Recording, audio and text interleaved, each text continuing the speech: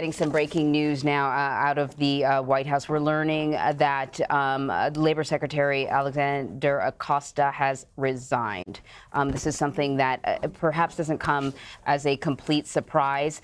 He was under a lot of scrutiny for the deal that he struck with Jeffrey Epstein, a high-profile financier who several years ago was investigated for his interaction with underage girls. He eventually pled guilty to solicitation for prostitution with underage girls, but now he's facing trafficking charges with underage girls here in New York. And a lot of people wondered, why was he allowed to plea to such a low-level crime? Acosta did a press conference. He defended himself, essentially saying that he would not have done anything differently, that it was a different time, the early 2000s. Vlad, doesn't seem that long ago, but part of his argument was it was a different time. It was a very difficult case. And so this was the best deal that they could sort of hammer out. Yeah, and what's really interesting is the Labor Secretary gave a press conference just a few days ago where he spent about an hour taking questions from reporters.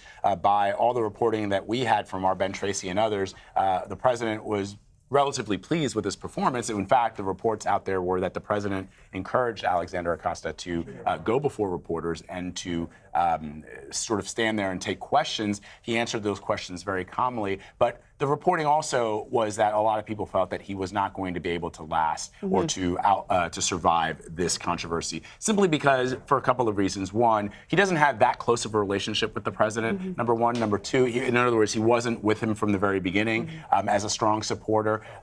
Number two, even if you are with the president from the early days, it doesn't necessarily mean that he won't necessarily throw you overboard if he thinks the controversy is too great to handle. And as I understand it, there were other Republicans, too, sort of separate from this controversy, that felt like he wasn't kind of working hard enough on the president's agenda. Wasn't as enthusiastic as maybe some others might be. So I think, and we can probably get some better reporting on this because we're not really sort of political reporters, I think that the feeling about him was lukewarm to begin with, and then you add this controversy, and like the writing was probably on the wall. But like you pointed out, even members of his cabinet that he has praised robustly, when they cross that line, he can drop them pretty quickly. So let's bring in CBSN political reporter Caitlin Huey-Burns. She's got a lot more on this. So Caitlin, what are you hearing?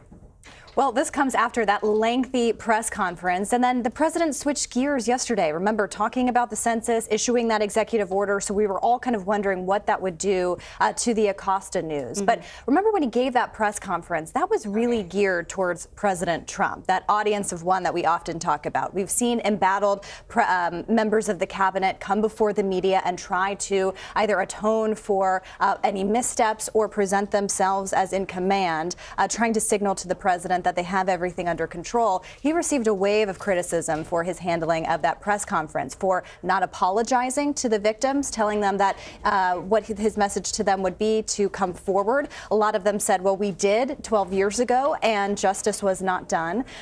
He also came under fire for appearing to be pretty defensive of that decision, saying, well, this, the environment was different a dozen years ago, and wouldn't really answer if he would do anything differently this time around. This is a huge story. This is a story that has multiple layers, right? And it's not going away. And it's not going away. And we're seeing more victims come forward, telling their stories. The Miami Herald obviously has been at the forefront doing this reporting. But this is something that might continue to unravel, and it involves a lot of people in politics, including the president. So the point that you're making about that press conference that he gave, you highlight the fact that he was asked whether or not he had any misgivings or whether he wanted to apologize to the victims, and he would not.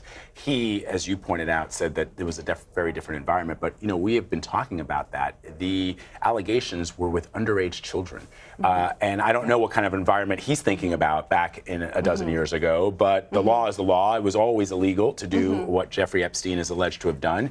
And so that position is sort of tenuous to me. And the other point that I think he made is that, look, he was able to get the best deal possible. And I've spoken to a lot of attorneys. We have. Ricky Kleeman has been here talking about this. Paula Reed, who covers the White House but is also an attorney, has talked about this. And it does seem that it was primarily because Jeffrey Epstein had a lot of money. He was just able to, and it probably felt like to the prosecutors that this was going to be a very long and drawn out case, and this was the best deal that they could get. But why did they do it in secret? And that's the question that nobody's been able to really answer for us. And that's the part that violates the law, that they didn't let the victims know what was happening, that this federal case mysteriously sort of blew up because they could have had a federal case and a state case, and suddenly the federal case just disappeared, right?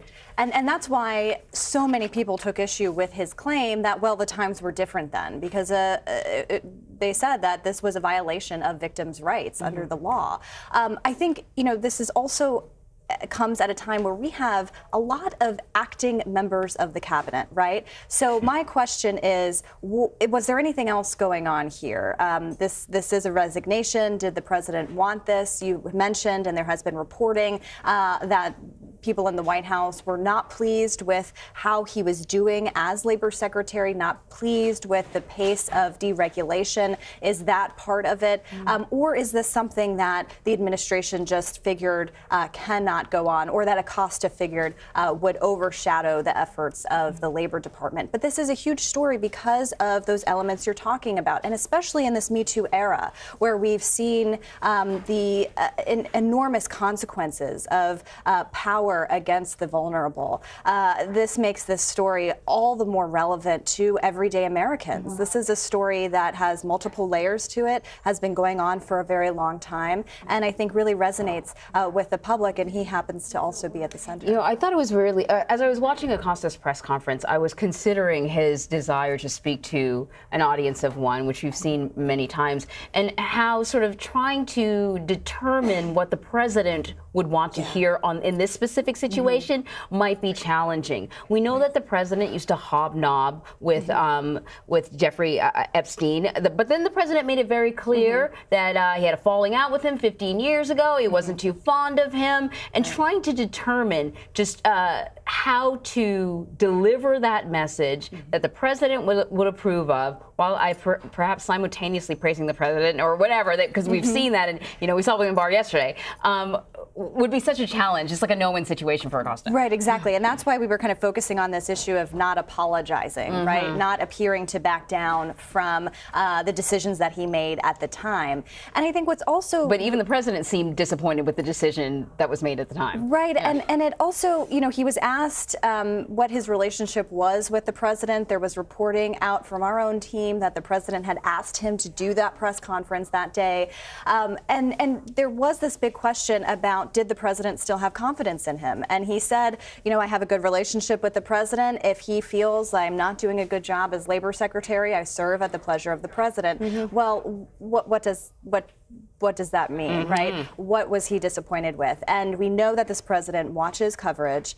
We know that he pays very close attention to what people in the media are saying about that presentation.